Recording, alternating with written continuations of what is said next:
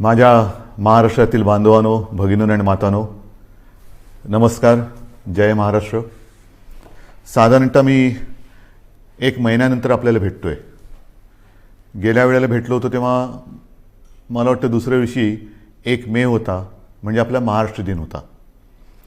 आणि तिथपासून आजपर्यंत साधारणतः मे महिना आता संपला. 1 महिना झालेला आहे.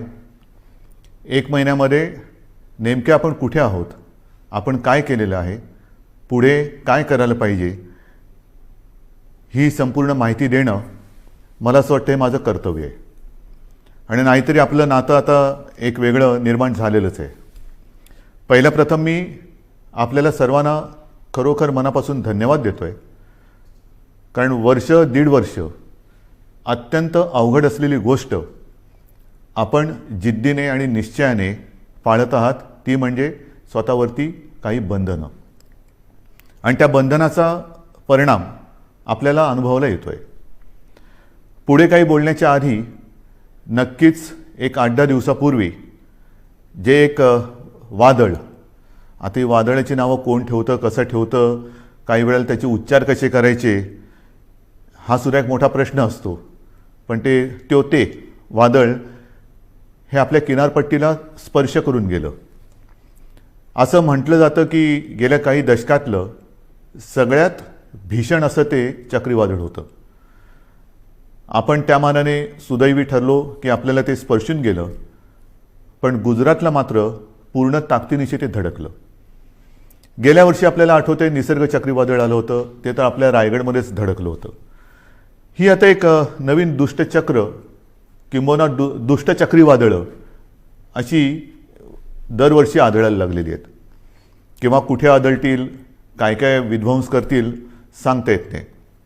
आणि तो करत असताना मग आपली एक नाही म्हटलं तरी तारंबळ उडते. एक तर करोनाचं संकट, त्याच्यामध्ये हे वादळ, फार पंचायत असते.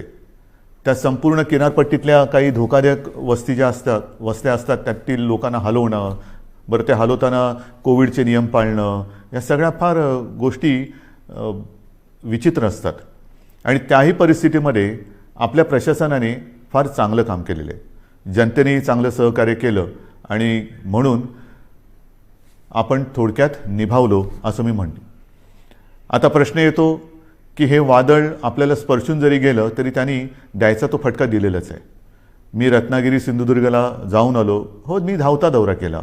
कारण मी तिथे गेल्यानंतर एकतर हे वादळ येण्याच्या आधीपासून साधारणतः मिनटाला माहिती तर मी घेतच होतो.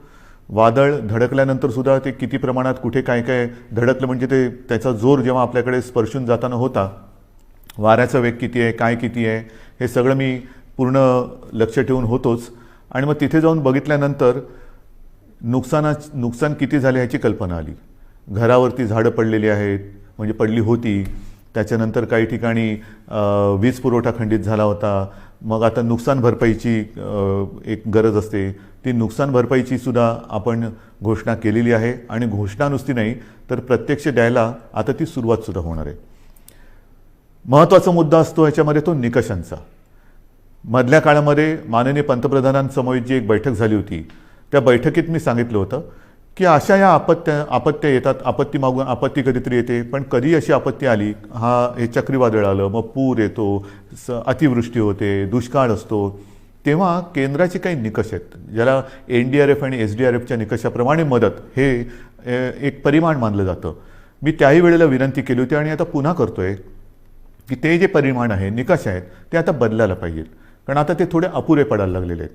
आता ते निकष काही जरी असले तरी आपण मात्र याही वेळेला कोकणवासियांना आणि जे कोणी त्याच्यामध्ये, म्हणजे अगदी पालघरपासून जिथे जिथे हे नुकसान ज्यांचं झालेलं आहे, त्यांना गेल्या वेळेला वादळात जे निकष लावले, ते निसर्ग वादळाचे निकष, त्याच्याप्रमाणेच आपण मदत जाहीर केलेली आहे आणि तशीच ती मदत त्यांना आपण देऊ. हा झाला मुद्दा संकट आल्यानंतर करण्याच्या मदतीचा. पण आता ही संकट जर का वारंवार येणार असतील आणि असं दिसतंय, मग त्याला बदलतं हवामान म्हणा किंवा अन्य काही गोष्टी म्हणा, तर ही वादळ जर का आपल्याकडे दरवर्षी आपल्याला त्रास देणार असतीलच आणि तशी ती देत आहेत म्हटल्यानंतर काही ठिकाणी मात्र ह्या किनारपट्टीवरती कायमस्वरूपी काही उपाययोजना करण्याची गरज आहे. मग ही कायमस्वरूपी उपाययोजनामध्ये काय काय येतं तर धूप प्रतिबंधक बंधारे आहेत की जेणेकरून लाटा आदळणार नाहीत. मग त्या परिसरामध्ये वीज पुरवठा खंडित होतो, कारण विजेचे खांबच्या खांब उन्मळून पडतात, झाडं उन्मळून पडतात, कधी तारांवरती झाडं पडतात आणि मग तारांबळ उडते आपली. तर अशा वेळेला भूमिगत तारा म्हणजे ज्या वीज वाहक तारा असतात, वायरी असतात, त्या भूमिगत करणं, त्याला आता प्राधान्य देतो आहोत. नंतर भूकंपरोधक घरं काही ठिकाणी करावी लागतील.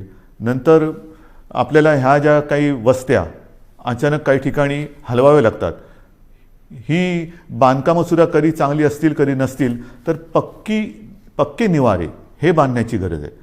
पक्के निवारे, कारण काही होऊ शकतं.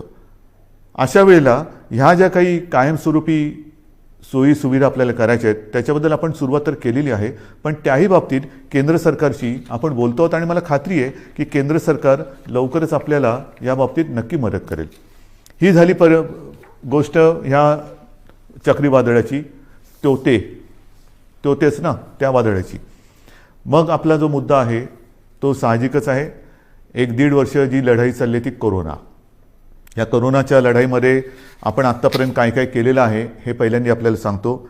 आपण ज्या काही घोषणा केल्या होत्या की कोणाला काय काय देणार, तर साधारणतः आपण कुठे आहोत, काय दिलेलं आत्तापर्यंत, तर अन्न सुरक्षा योजनेमध्ये जवळपास 2,74,000 मेट्रिक टन धान्याचे मोफत वितरण आपण केलेलं आहे. शिवभोजन थाळीमध्ये सुद्धा 54-55 लाख थाळ्या यांचं मोफत वितरण आत्तापर्यंत आपण केलेलं आहे.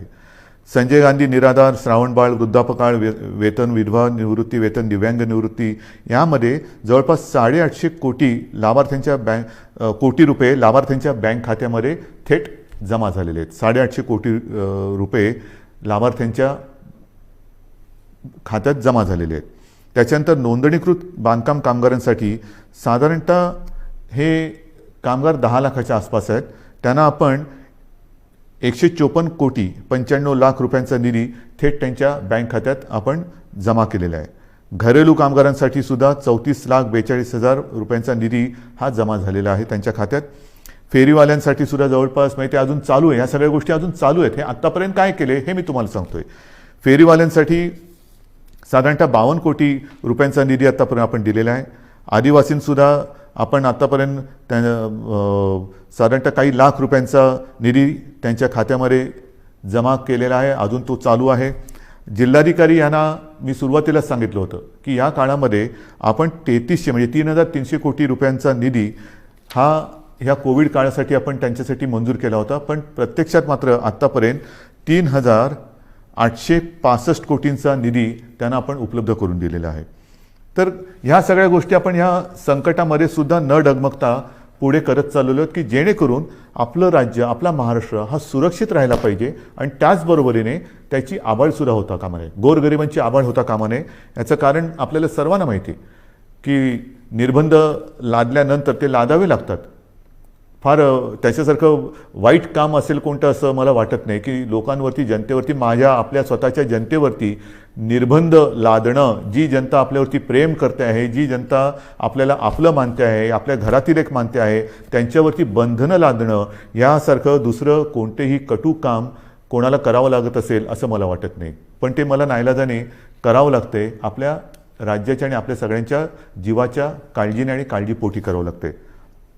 बरं, आता ही त्याची तुम्हाला माहिती दिल्यानंतर साधारणतः आता काही जण असं म्हणत आहेत की आता लाट आहे ती खाली यायला लागलेली आहे, मग आता काय करणार, ही निर्बंध उठवणार का? तर याचीसुद्धा मला एक तुम्हाला माहिती देण्याची आवश्यकता वाटते की नेमकं आपण कुठे आहोत. एक गोष्ट नक्की की गेल्या वेळेला मी आपल्याशी बोललो होतो त्याच्यात आणि आत्तामध्ये खूप फरक पडलेला आहे, नक्कीच पडलेला आहे. म्हणजे जर आपण पाहिलं तर आत्ता साधारणतः म्हणजे 30 मे आजची जी परिस्थिती आहे त्याच्यात आपल्याकडे आज 18,000च्या आसपास रुग्णसंख्या आहे सापडलेली. मात्र अजूनही जी रुग्णसंख्या आहे ती एक 2-5 दिवसापूर्वीचा जर का आकडा पाहिला तर गेल्या लाटेमध्ये जी एक सर्वोच्च, ज्याला आपण पीक म्हणतो, ती जी संख्या होती तिच्या बरोबरीत आहे. आता थोडीशी कमी होते आणि आपल्याला कल्पना आहे की त्यावेळेला जे शिखर आपण गाठलं होतं ते सणासुदीच्या नंतर गाठलं होतं. ह्यावेळेचं शिखर हे सणासुदीच्या आधी आलेलं आहे. म्हणजे सर्वोच्च म्हणजे जो उच्चांक आहे त्याचीसुद्धा तुम्हाला एक तुलनात्मक मी हे सांगणारच आहे. परंतु आत्ता जर बघितलं तर साधारणतः ते 19 सप्टेंबर 2020च्या सुमारास आपल्या राज्यामध्ये 24,886 रुग्ण होते एका दिवसात सापडणारे. आता 26 मेची जर का आकडेवारी पाहिली तर त्या 26 मेला म्हणजे 4 दिवसापूर्वी साधारणतः 24,752 एवढे रुग्ण आपल्याला आत्ता 4 दिवसापूर्वी आढळलेले आहेत. हे 4 दिवसापूर्वीची गोष्ट आहे. आज साधारणतः ती 18,000पर्यंत आलेली आहे. अजून आता नवीन व्यवस्थित आकडे येतील. म्हणजेच काय की अजूनही आपण म्हणावं तेवढं खाली आलेलो नाही. गेल्या वेळेला जे एक सर्वोच्च जे पीक ज्याला म्हणतो आपण जे गाठलं होतं आणि ते खालून वरती आलं होतं, यावेळेला ही जी संख्या आहे ती वरून खाली आलेली आहे. म्हणजे तीही आकडेवारी माझ्याकडे असणार, मी तुम्हाला देतो ती पण आकडेवारी. एक गोष्ट दिलासादायक नक्कीच आहे. बरं, त्याच्या आधी सक्रिय रुग्णसुद्धा सांगतो. सक्रिय रुग्ण त्या काळामध्ये साधारणतः 3,01,752 होते. 26 मेला आपल्याकडे सक्रिय रुग्ण 3,15,042 आहेत. म्हणजे बरोबरीमध्ये आत्ता आपण आलेलो गेल्या वेळेच्या उच्चांकावरती. एक मात्र मी जे सांगतो तुम्हाला दिलासादायक गोष्ट ती नक्कीच आहे की रुग्ण बरं होण्याचं जे प्रमाण आहे ते त्यावेळेला 78% होतं, यावेळेला या दिवसांमध्ये 92% आहे. म्हणजे ही नक्कीच दिलासा देणारी ही गोष्ट आहे. मृत्यूदरसुद्धा गेल्या वेळेला साधारणतः 2.65% होता, यावेळेला 1.62%. म्हणजे ही एक थोडीशी चांगली वाईट जी काय गोष्ट आहे ती तुम्हाला मी आपल्या समोर मांडलेली आहे. एक गोष्ट लक्षात ठेवा, पुन्हा एकदा सांगतो की रुग्णसंख्या जरी कमी होत चाललेली असली तरी देखील गेल्या वेळेला सर्वोच्च जी रुग्णसंख्या होती तिच्या बरोबरीत आत्ता आपण आलेलो आहोत. त्यावेळेनंतर आपण काही काळ अजूनही तेव्हा कडक लॉकडाऊन केला होता, हा ठेवलेला होता. आता आपण निर्बंध लावतो आहोत, कडक लॉकडाऊन आपण केलेला नाही. पण हे मी तुम्हाला सांगत असताना जशी ही रुग्णसंख्या काही ठिकाणी किंवा बऱ्याच ठिकाणी कमी होत चाललेली असली तरी देखील महाराष्ट्रामध्ये मात्र काही जिल्हे असे आहेत की त्या जिल्ह्यांमध्ये काही कारणं असतील, निर्बंध थोडेसे शिथिल असतील, थोडंसं एक मोकळीक लोक जास्त घेत असतील, काही जिल्ह्यात रुग्णसंख्या हलकीशी वाढताना दिसते आणि ती मला थोडीशी काळजीची गोष्ट वाटते. कारण शहरी भागामध्ये हे प्रमाण कमी होताना दिसतंय, ग्रामीण भागामध्ये हे प्रमाण हलकं वाढताना दिसतंय. हे प्रमाण आता आपल्याला ताबडतोब थांबवावं लागेल.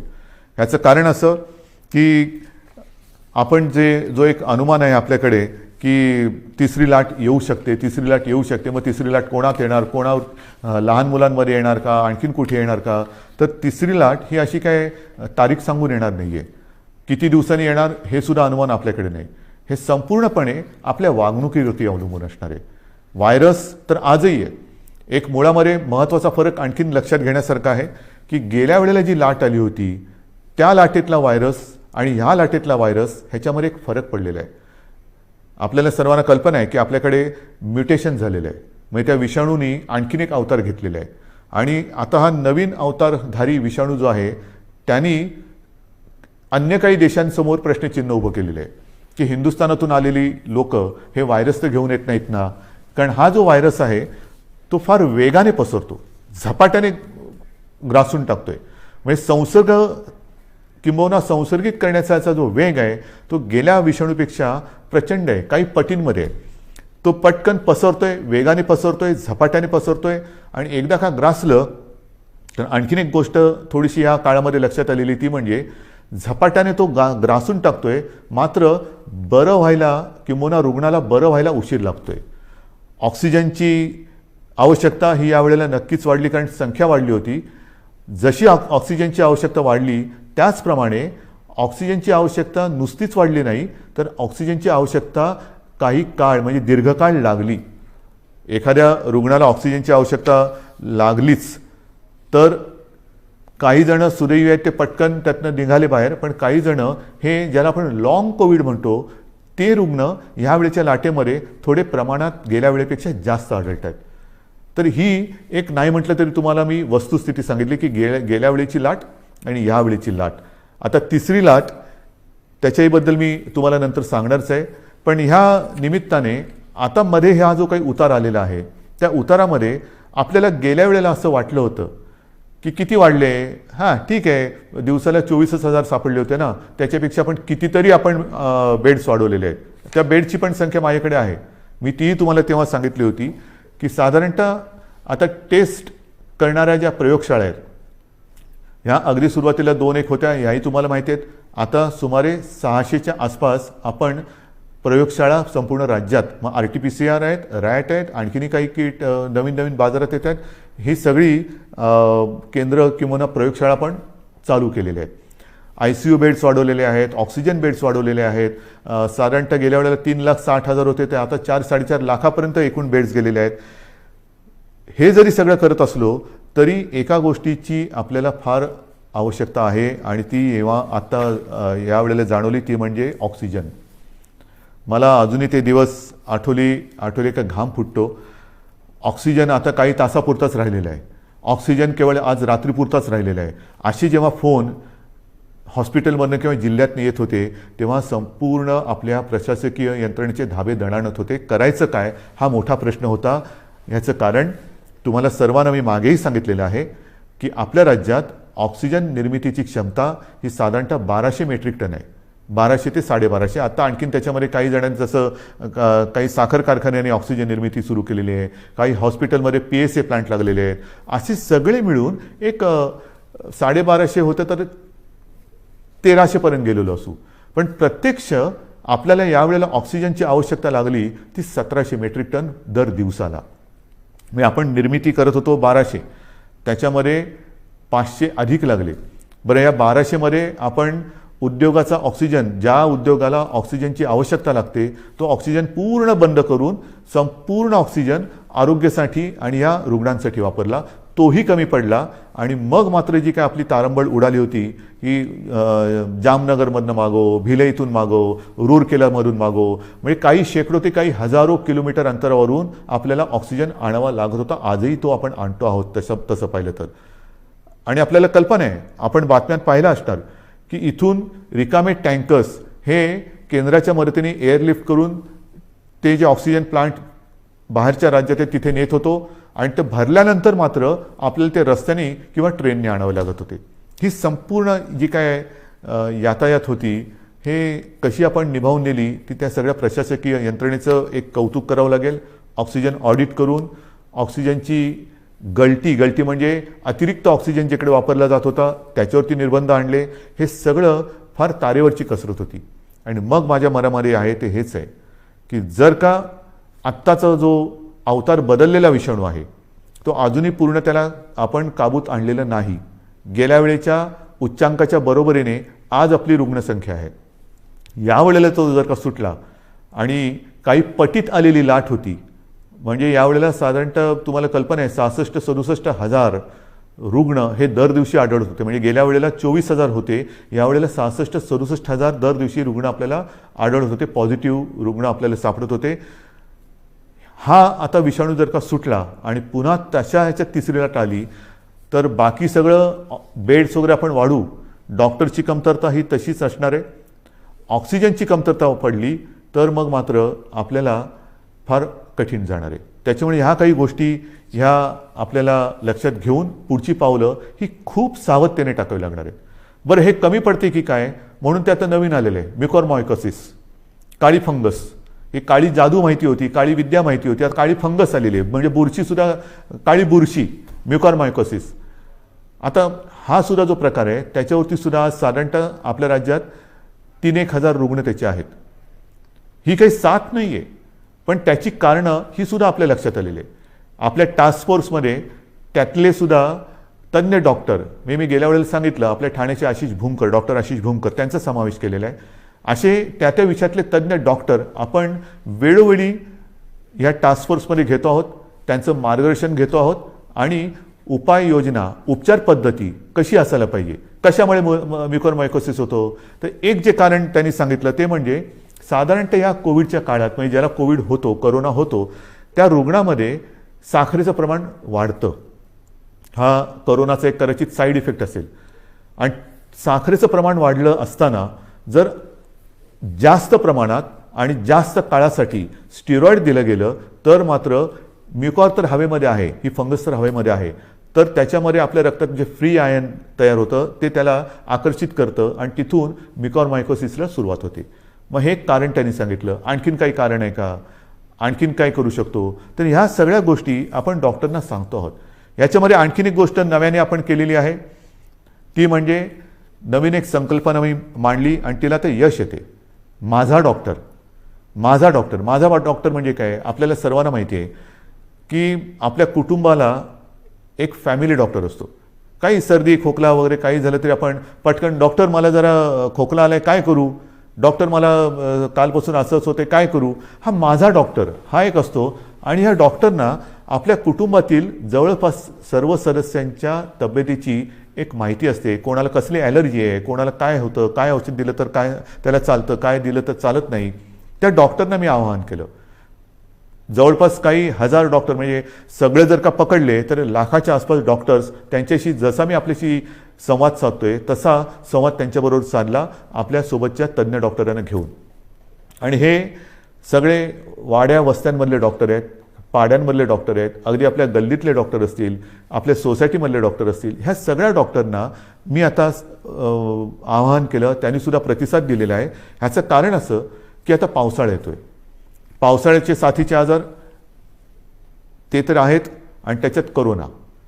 तुम्हाला कल्पना आहे की लक्षणं तीच आहेत. सर्दी खोकला ताप, घसा बसणं, घसा दुखणं, इतर पोट बिघडणं. आता हा नेमका रुग्ण ओळखणं हे फार मोठं काम आहे. कोविड आणि नॉन कोविड. पहिल्यांदा आपण कोणाकडे जातो, माझ्या डॉक्टरकडे, आपला डॉक्टर. आणि ह्या डॉक्टरची भूमिका आहे फार मोलाची आहे. कारण दोन गोष्टी आपल्याला आढळल्या की काही म्हणजे 70-75% कोविडग्रस्तांना कोणतीही लक्षणं नसतात. चांगली गोष्ट आहे. आणि तरी देखील कोविड पॉझिटिव्ह आहे म्हणून घाबरून अशी लोक हॉस्पिटलमध्ये जातात. मग आपण असं म्हणतो की अरे ह्यांना खरंच काही गरज नाही आहे. काही वेळेला तर कसल्या औषधाची गरज नसते. काही लोक असेच बरे होतात. पण ती लोक, असे रुग्ण हॉस्पिटलमध्ये बेड्स घेऊन बसतात आणि ज्यांना गरज असते त्यांना बेड्स मिळत नाहीत. मग आपण त्यांना विनंती करतो की ताई, दादा, कोणी असतील, काका, तुम्हाला हॉस्पिटलमध्ये राहण्याची गरज नाही हो. तुम्ही घरच्या घरी जर शक्य असेल तर विलगीकरणात राहा की जेणेकरून तुमच्या कुटुंबियांना कोरोनाचा त्रास होणार नाही. पण जर का नसेल तर मग आपल्या सरकारी जी काही क्वारंटाईनची सोय केलेली आहे त्याच्यामध्ये राहा. मात्र हॉस्पिटलमध्ये तुम्हाला राहण्याची गरज नाही. मग हे एका बाजूला असताना दुसऱ्या बाजूला आपण काही वेळेला म्हणतो की अरे मृत्यूदराचं काय, मृत्यूदर कसा कमी करायचा. मग त्याचं कारण असं येतं की रुग्ण उशिरा हॉस्पिटलमध्ये आला, घरच्या घरी त्याने अंगावर काढलं, दुर्लक्ष केलं, आला तो सिरियस झाला होता, त्याला आपण वाचू शकलो नाही. आणि मग तिथे ही महत्त्वाची भूमिका ही ह्या कुटुंबाच्या डॉक्टरनी करायचं आहे, माझ्या डॉक्टरनी, की हे नेमकं ओळखायचं कसं. त्याला औषधं देताना कोणती औषधं द्यायची, कोणाला कोणती औषधं देण्याची गरज आहे, अनावश्यक अनाठई आणि औषधांचा अतिरेक टाळा, हे सर्व तज्ज्ञ डॉक्टरांचं म्हणणं आहे. कारण नसताना औषधं देऊ नका, आवश्यकतेनुसारच औषधं द्या. स्टिरॉइड कोणाला द्यायचं, किती प्रमाणात द्यायचं हे नीट ठरवून द्या. आणि घरी किंवा आपल्या विलगीकरण कक्षामध्ये सरकारच्या किंवा महापालिकांच्या एखादा रुग्ण जर का उपचार घेत असेल तर त्याला नेमकी कोणती लक्षणं आहेत की ते लक्षण दिसल्याबरोबर त्याला हॉस्पिटलमध्ये आणलं पाहिजे की जेणेकरून त्याला हॉस्पिटलमध्ये यायला उशीर होणार नाही आणि त्याचा जीव आपण वाचू शकू. तर ह्या महत्त्वाच्या गोष्टी या फॅमिली डॉक्टरनी करायच्या आहेत. एक तर कोविड नॉन कोविड ओळखणं हे फार महत्त्वाचं आहे. ते ओळखल्यानंतर कोविड रुग्ण असेल, त्याच्या घरामध्ये विलगीकरणाची सोय नसेल तर त्याला सांगितलं पाहिजे की तू कोविडग्रस्त आहेस, तू या इकडे राहा. आणि मग त्याला औषधं देण्याची जबाबदारी आणि ही लक्षणं ओळखण्याची एक जबाबदारी ही या डॉक्टरने करायची. आणि मला खात्री आहे की ज्या पद्धतीने या सर्व डॉक्टरांनी प्रतिसाद दिलेला आहे तो प्रतिसाद पाहिल्यानंतर कोविडचं युद्ध आपण नक्कीच जिंकू शकतो. आता तिसरी लाट ही जी काही येणार म्हणतो आहोत, काही जणांचं म्हणणं असं आहे की जर का वयाप्रमाणे म्हटलं तर पहिली लाट ही ज्येष्ठ नागरिकांमध्ये आली, दुसरी लाट ही युवा ते मध्यम वयीन नागरिकांमध्ये आली, तर वयोमानाप्रमाणे म्हटलं तर कदाचित तिसरी लाट ही बालकांमध्ये येऊ शकेल. आणि मग काय करायचं. काही जणांचं म्हणणं आहे की तसं बालकांमध्ये येण्याचं कारण नाही, पण आली तरी घाबरण्याचं कारण नाही आहे, कारण बालकांमध्ये मुळामध्येच रोगप्रतिकारक शक्ती ही आपल्यापेक्षा जास्त असते.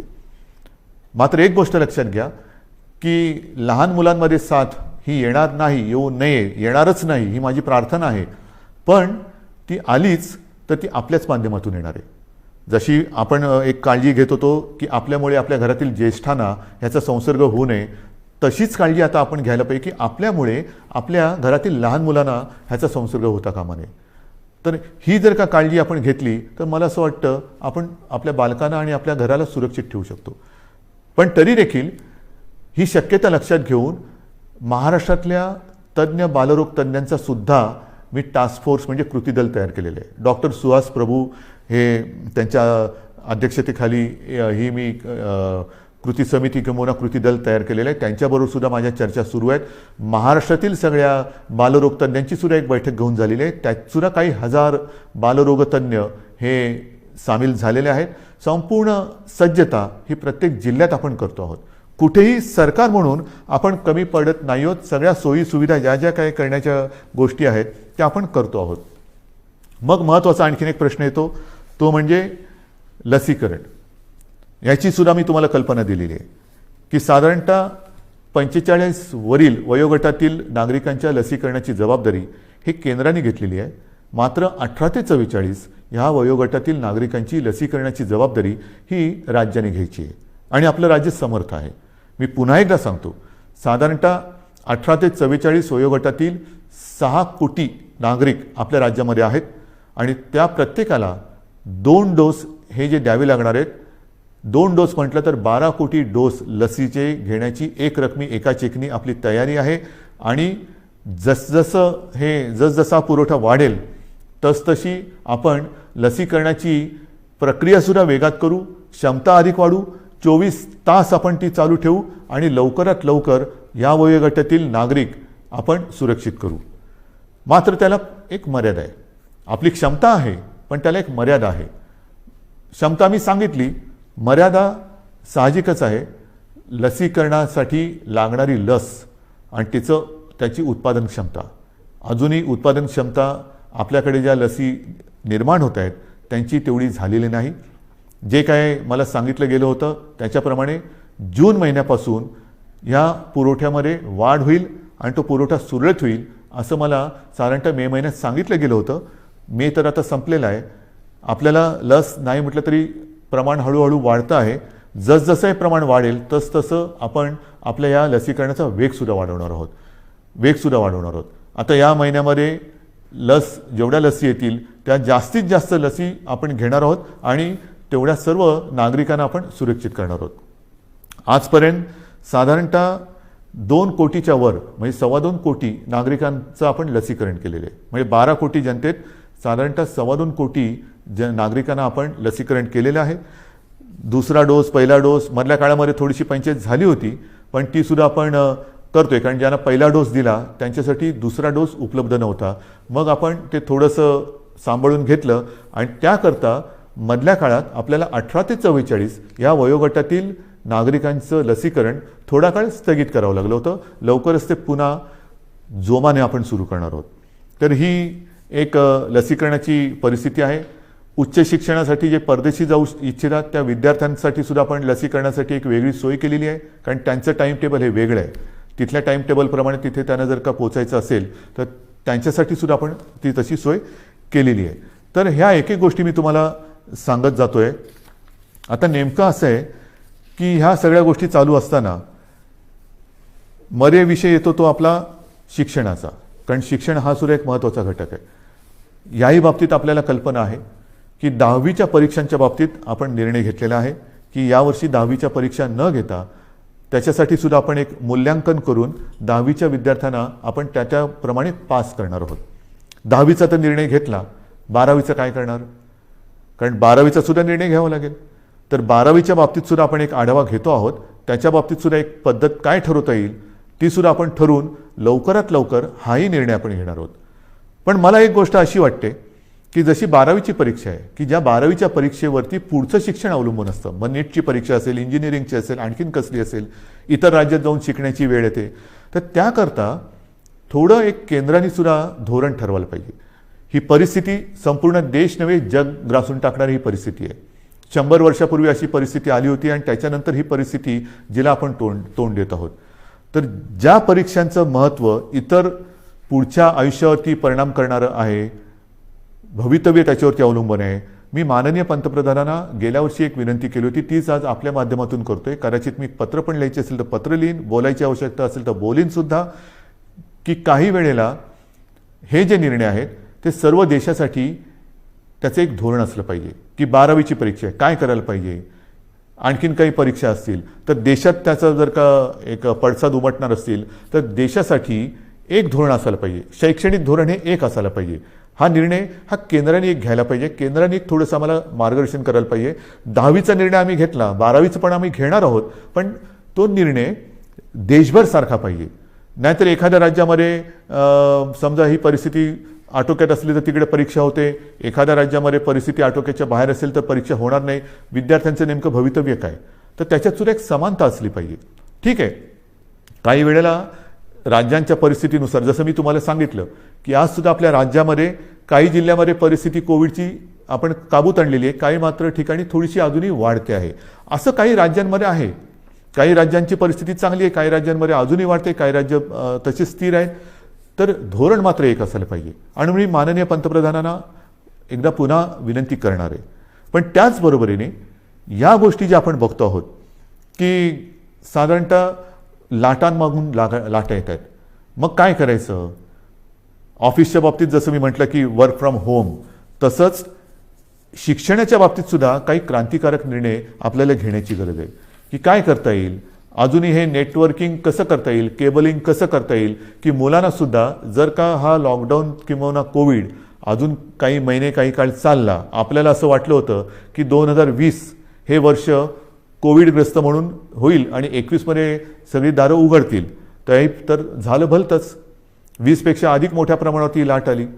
आणि ती लाट आल्यानंतर सणासुदीला अजून सुरुवात व्हायची, त्याच्या आधी ही मोठी लाट आली. पुढे कसं जायचं हा एक प्रश्न आहे. तो प्रश्न सोडवताना शिक्षणाचा प्रश्न कसा सोडवायचा, शिक्षण चालू राहिलं पाहिजे, तर त्याच्यासाठी शिक्षणामध्ये सुद्धा काही क्रांतिकारक निर्णय घेण्याची आवश्यकता आहे. आणि त्याही बाबतीमध्ये आपण निर्णय घेत आहोत, काही योजना तयार करतो आहोत. वर्क फ्रॉम होमसारखं शिक्षण कसं करता येईल, ऑनलाईन काय करता येईल का, या सगळ्या गोष्टी आपण बघतो आहोत की जेणेकरून आपल्याला त्याच्यात त्रास होणार नाही. जसं मी तुम्हाला सांगितलं की तिसऱ्या लाटेची तयारी करताना मी गेल्या महिन्यामध्ये काही उद्योगपतींची बैठक घेतली होती, याही आठवड्यात मी घेणार आहे. की लॉकडाऊनसारखी परिस्थिती निर्माण झाली तरी देखील अर्थचक्र फिरलं पाहिजे. आणि अर्थचक्र फिरण्यासाठी उद्योगधंद्यांनी काय करायला पाहिजे, कामगारांची व्यवस्था कशी केली पाहिजे, ह्या जशा काही गोष्टी करायच्या आहेत तशाच काही गोष्टी आपल्याला शिक्षणासाठी सुद्धा कराव्या लागणार आहेत. आणि ह्या सगळ्या गोष्टी करत असताना आपल्याला सर्व काही हळूवारपणाने पूर्वपदावरती आणावंच लागेल. एक एक एक एक गोष्ट नाही तर प्रत्येक वेळेला कोरोना वाढला की लॉकडाऊन करा, कोरोना कमी झाला की कुलूप उघडा, म्हणजे मला फक्त तेवढंच एक चावीवाल्याची भूमिका करावी लागेल. अशी एकदा चावी फिरवा, अशी एकदा चावी फिरवा, हे काय काम आवडणारं काम नाही आहे. आपल्याला कोविडसोबत राहायचं नाही, तर कोविडवरती मात करायची आहे.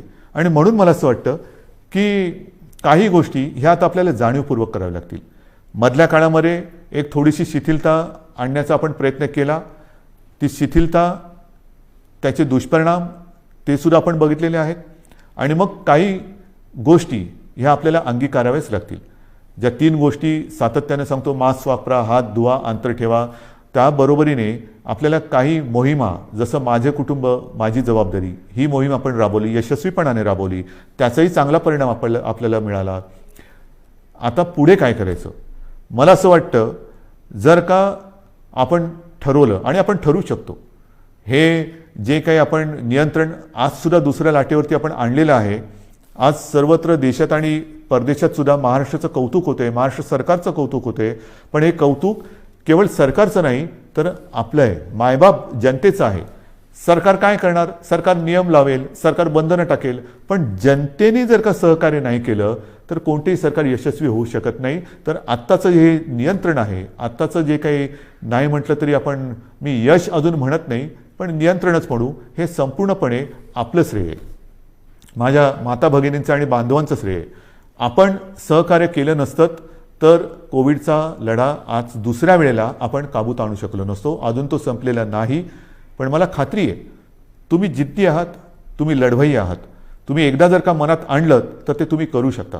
आणि म्हणून मी तुम्हाला एक गोष्ट आणखीन सांगणार आहे की जसं माझे कुटुंब माझी जबाबदारी आपण एक मोहीम राबवली, मी जबाबदारी मोहीम राबवली, तसं जर का प्रत्येकाने ठरवलं, कारण मी आपल्याला बोललोच की आता शहरी भाग आणि ग्रामीण भागामध्ये ही लाट वाढते आहे. थोडं लाट म्हणजे थोडीशी रुग्ण वाढ होते. शहरांमध्ये आता नाही म्हटलं तरी बऱ्यापैकी नियंत्रणात आहे. पण शहरं काय आणि गाव काय, प्रत्येकाने जर का ठरवलं की मी माझं गाव करोनामुक्त करीन, करोनामुक्त गाव आपण नाही करू शकत. करोनामुक्त गाव जर प्रत्येक नागरिकाने जर ठरवलं की माझं घर मी करोनामुक्त ठेवीन, माझं घर करोनामुक्त, सगळ्यांनी ठरवलं माझं घर करोनामुक्त, तर ती वस्ती करोनामुक्त झाली. सर्व वस्त्यांनी जर ठरवलं की आपण करोनामुक्त राहायचं, गाव करोनामुक्त झालं. गावाने सर्व ठरवलं तालुका करोनामुक्त होणार, जिल्हा करोनामुक्त होणार, सर्व राज्य करोनामुक्त होईल. आणि होऊ शकतं, झालेलं आहे. माझ्यासमोर आता 3 नावं आहेत. एक तर आपल्याला सर्वांना कल्पना आहे, आपले पोपटराव पवार, हिवरे बाजार, त्यांनी त्यांचं गाव करोनामुक्त केलेलं आहे.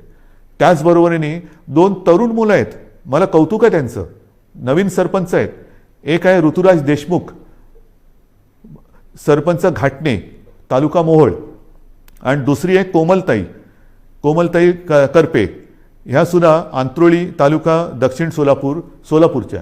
ह्या तिघांनी म्हणजे पोपटराव पवारांनी तर केलंच, पण ह्या दोघांनी 2 तरुण मुलं आहेत, ह्या दोघांनी आपापलं गाव करोनामुक्त केलंय.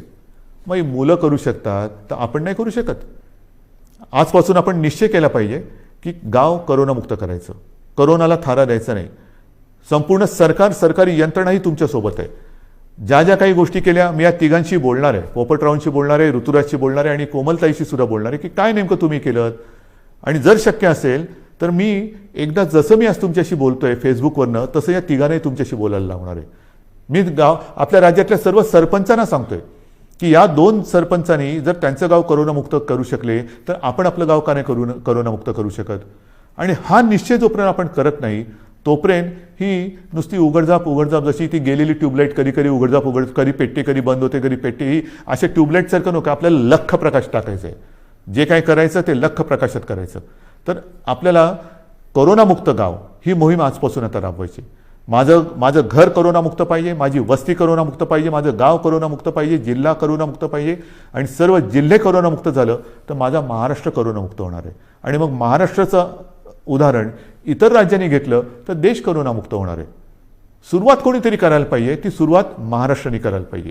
कारण दरवेळेला आपण म्हणतो की महाराष्ट्र हा देशाला दिशा दाखवतो. ही दिशा आता दाखवण्याची वेळ आलेली आहे. गाव आपल्याला करोनामुक्त हे करावंच लागेल. आणि हे मला खात्री आहे की आपण केल्याशिवाय राहणार नाही. आज मी आपल्याशी बोलताना पावसाळा तोंडावर आहे, कृषीचा हंगाम सुरू होतोय. हंगाम सुरू होतं म्हटल्यानंतर मला तमाम शेतकरी दादांना सांगायचे की गेल्याही वर्षी महाराष्ट्राच्या अर्थव्यवस्थेला तुम्ही मोठा हातभार लावलेला आहात. शेती आणि शेतीविषयक सगळे व्यवहार हे आपण थांबू दिले नव्हते, याही वेळेला थांबू देणार नाही आहोत. मग तुमचे बियाण्यांची दुकानं असतील, खतापाण्याची दुकानं असतील, इतर अवजारांची दुकानं असतील, तीसुद्धा आपण इतर काही दुकानं आपल्याला बंद ठेवावी लागली तरी ही दुकानं आपण बंद ठेवणार नाही आहोत. मात्र त्याला थोडंसं एक वेळेचं बंधन ठेवावं लागणार आहे. पण हे करताना कृपा करून गर्दी होऊ देऊ नका. एकतर स्वतः तोंडाला मास्क लावा. ह्या हंगामामध्ये मग नांगरणी असेल, पेरणी असेल, अमुक असेल, तमुक असेल, मग उद्या कापणी होईल, अमुक होईल, मग शेतमजूर इकडे तिकडे यायला जायला लागतील. पण ही सगळी जी वर्दळ आहे ती वर्दळ करताना करोनाविषयक ज्या काही नियमावली आहेत त्या कृपा करून पाळा.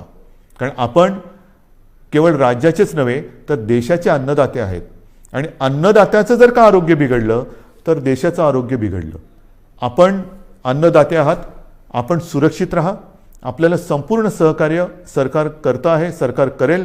आपल्या कृषीविषयक ज्या काही गोष्टी असतील त्याच्यावरती कोणतीही बंधनं आपण टाकत नाही आहोत. ते सगळे व्यवहार, सगळ्या गोष्टी ह्या व्यवस्थित चालू राहतील. फक्त एकच अट आहे, कृपा करून ही बंधनं पाळा आणि गर्दी होऊ देऊ नका. शेवटी मी एकच सांगेन की ही दुसरी लाट ही अपेक्षेपेक्षा फार मोठी होती. या दुसऱ्या लाटेमध्ये अनेक जणांनी आपले आप्तस्वकीय गमावलेले आहेत, कुटुंबीय गमावलेले आहेत, अगदी मित्र परिवारातले काही मित्र गमावलेले आहेत. यामध्ये काही बालकं ही अनाथ झालेली आहेत, काही पालकांनी आपली बालकं गमावलेली आहेत. फार विचित्र आहे, ही साथ फार विचित्र आहे. आणि ही साथ एवढी वाईट आहे की हा म्हणता ओळखीपाळखीची माणसं ही आपल्याला सोडून गेलेली आहेत. यापुढे मात्र असं होऊ देता कामा नये. जी बालकं दुर्दैवाने अनाथ झालेली आहेत त्या बालकांसाठी केंद्र सरकारने एक योजना जाहीर केलेली आहेच, पण तरी देखील आपलं राज्य सरकारसुद्धा एक योजना करते आहे. कोणत्याही परिस्थितीत दुर्दैवाने ह्या बालकांचे पालक जरी त्यांनी गमावलेले असतील तरी त्यांचं पालकत्व हे सरकार घेईल. त्यांची आयुष्यातील वाटचाल ही मात्र आम्ही पोरकी होऊ देणार नाही, अनाथ होऊ देणार नाही. ह्या अनाथ बालकांना जिथे जिथे शक्य असेल तिथे तिथे सर्व पावलोपावली पदोपदी सरकार समर्थपणाने त्यांना साथ देईल. शिक्षण असेल, इतर काही असेल, राहण्याची गोष्ट असेल, काही असेल, ही योजना आम्ही आता तयार करतो आहोत आणि ती योजनासुद्धा आपण लवकरच जाहीर करून त्याची अंमलबजावणी करू. बांधवांनो, भगिनींनो आणि मातांनो, दुसऱ्या लाटेवरती आपण नियंत्रण आणतो आहोत. मात्र हे नियंत्रण आणत असताना काही जण कदाचित कुरबुर करतील, कारण अजून नाईलाजाने आपल्याला हे निर्बंध पुढचे 15 दिवस वाढवावे लागत आहेत. हे वाढवल्यानंतर म्हणजे 15 जूनपर्यंत हे वाढवावे लागतच आहेत.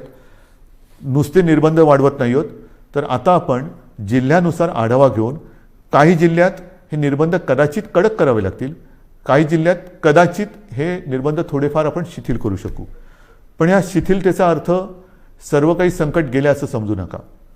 गेल्या वेळेला पहिल्या आणि दुसऱ्या लाटेच्या मधला जो काळ होता त्याच्यामध्ये मोर्चे, समारंभ, इतर काही गोष्टी, लग्नसराई हे आपण फार मोठ्या प्रमाणावरती नाही म्हटलं तरी झालं. ग्रामपंचायतीच्या निवडणुका झाल्या आणि नंतर मात्र ही दुसरी लाट अपेक्षेपेक्षा काही पटीत जास्त आली.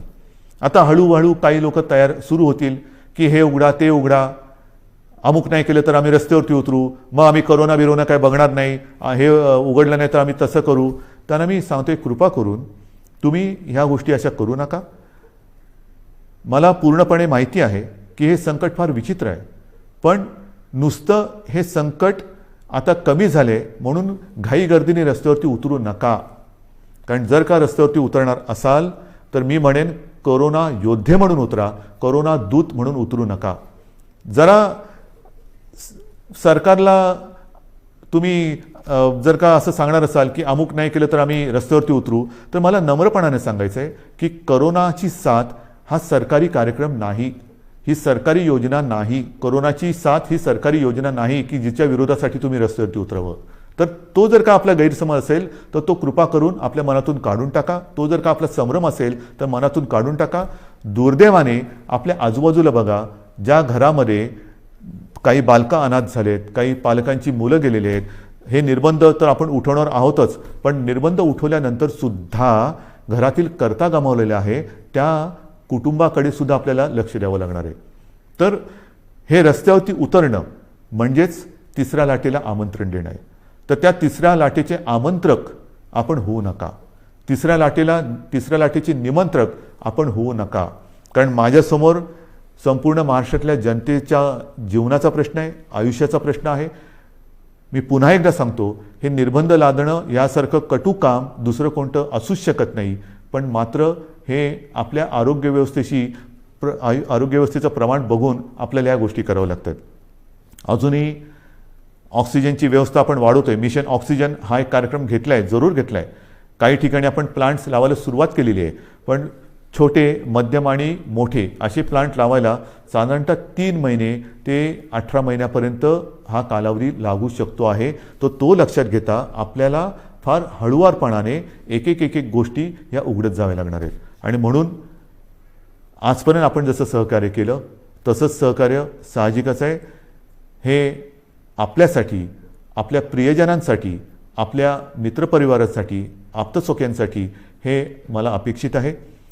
मी अधिक नुसतं निर्बंध लादायचे म्हणून लादणाऱ्यातला नाही, हे पुन्हा एकदा नम्रपणाने सांगतो. मात्र काही वेळेला हा बदललेला विषाणूचा अवतार बघून आपल्याला फार हळुवारपणाने हे निर्बंध उघडावे लागतील. विशेष म्हणजे तिसरी लाट जर का काही तज्ज्ञांच्या मते मुलांमध्ये येणार असेल तर पुन्हा हा काळ शाळा सुरू होण्याचा आहे. हाही एक विचार आपल्याला करावा लागणार आहे. या सगळ्या गोष्टीचा विचार करून तिसऱ्या लाटेचा प्रभाव किंबहुना तिसरी लाट येऊच नये त्याच्यासाठी प्रयत्न करणं गरजेचं आहे. आणि मला खात्री आहे, मी पुन्हा एकदा सांगतो की करोनामुक्त गाव ही योजना जर का आपण सफल केली तर तिसरी लाट आपण येऊच देणार नाही. कारण 2 वेळा आपण हे करून दाखवलेलं आहे. पहिली लाटसुद्धा आपण नियंत्रणात आणून दाखवली, दुसरी लाटसुद्धा आपणच नियंत्रणात आणून दाखवली. आता 2 वेळेचा अनुभव लक्षात आल्यानंतर काय केल्यानंतर काय होतं, त्याच्यामुळे काय करावे आणि काय करू नये हे आपल्याला चांगलं कळलेलं आहे. आणि ते कळल्यानंतर मला खात्री आहे सगळ्यांनी जर का जिद्दीने ठरवलं की माझं घर मी करोनामुक्त करेन, माझं गाव मी करोनामुक्त करेन, माझं जिल्हा करोनामुक्त करेन, माझं राज्य करोनामुक्त करेन, हा जर का निर्धार आपण केला तर तिसरी लाट आपण येऊ देणार नाही आणि ती येऊ देऊ नका अशी एक विनंती करून तूर्त मी आपली रजा घेतो. धन्यवाद. जय हिंद, जय महाराष्ट्र.